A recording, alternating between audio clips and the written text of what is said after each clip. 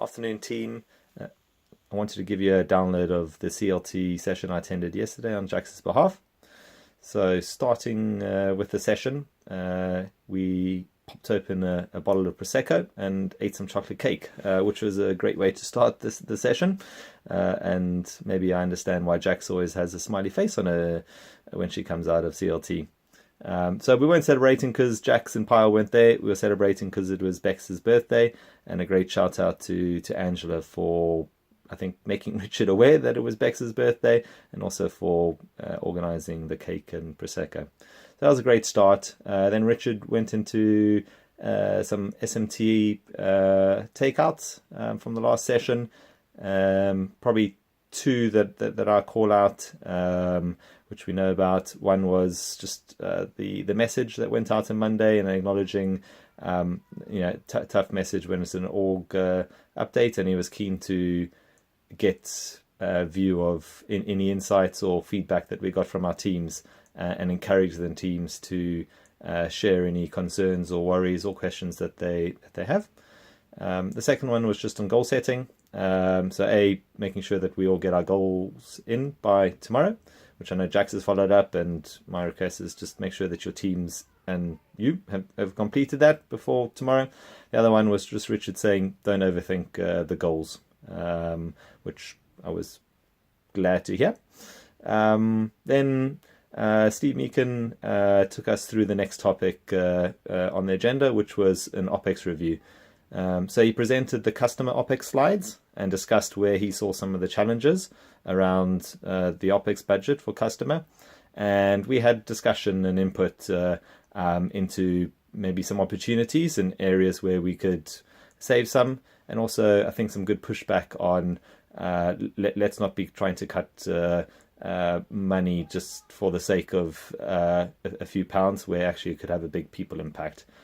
So good discussion. I think some key takeouts that I got. One, we spoke about hedging the exchange rate that we pay TechM. So with Brexit coming up, we can save £1.5 million if we fix the rate now. So actually in the meeting it was discussed, and we effectively agreed that we will hedge the exchange rate for August, which saved 1.1 million, and then there'll be a kind of maybe a longer term view. We can review again in the middle of the year whether they do that again. So that was an interesting one. The second point, the next key OPEX line that we discussed, there's 4.5 million in the budget for Rebus training in 2019 to support contact center and retail. And there was quite a lot of debate, especially from GG's side, around whether we need that in 2019, given we now move to chapters, and chapter 2 is quite small from a training perspective. So there's an action on Pyle and indirectly Nadia to look at that that spend and understand whether or not we actually need 4.5 million, or if we've got a good saving there that we can take back. And also looking at the phasing side of things. The next one was related to us. So we didn't discuss it in detail, but it was on the slides around the 3 million SDI budget. And Steve just wanting clarity around, are we going to spend the full 3 million? And also just checking that we've got the right governance in place for checking that we're getting value for money. So I know GJ and Andy were working on that. Pick that up separately, but a good call out. There was also an interesting line that I saw, which showed online having 200k for overseas travel, which I chatted to Steve about afterwards, as I think it's a mistake. We got 200k for all travel, local and international, and just wanted him to know that we're not just all jetting off to India for a jolly. But I think it does highlight, that's already under the spotlight traveling. And then the final one, which is probably, I don't know how much we talk about it, but in 2018 there was a 3.6 million write-off for projects into our P&L. And Steve was very clear we can't afford to have that happen in 2019. So kind of a question to all of us around how do we forward check that, how that's made up, and is there potential project initiative write-off hit in 2019, and probably start feeding that in quite quickly.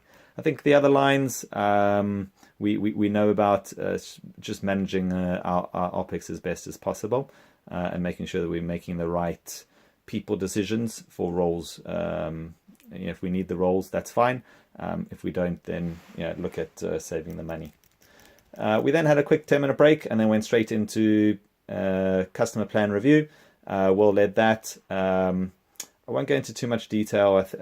The big call-outs or things that I learned, there's quite a bit of misalignment between customer marketing and definitely the one plan.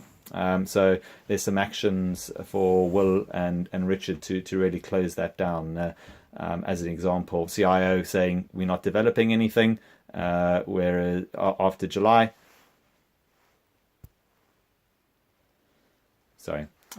versus the customer team going, we've got a bunch of initiatives still to go on. I really liked Richard trying to align his team meeting with Shadi's team meeting, and the idea being that if they're all working at the same time and having that meeting at the same time, they could start to plan better and start to look at key initiatives together, because they'll have all the right people in the room.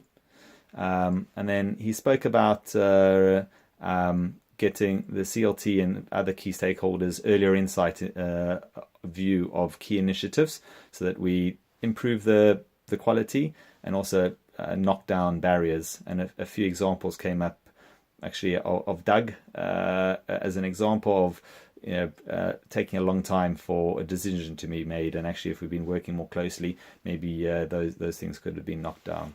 And then we finished off with Michelle taking us all through comms approach that the CLT been working on for the last few months. And this is to really try and improve the EMPS results around consistent messaging and believing in senior management. The key call out I would say that came out of that was some more work to be done, but also we spoke quite a bit around the WLT fortnightly meetings and whether that's working so well or not. And I think the general consensus from myself and Dan and others was that it's not. And there's an action for us to go away and work with the wider CLT WLT to see how best we work in the future. Overall, good positive session. I really enjoyed it. And lots of talk and I think more pressure coming around our budget and the gap that's opening up. Hope you enjoyed a non-Jax update. Sorry, it's a bit longer than normal.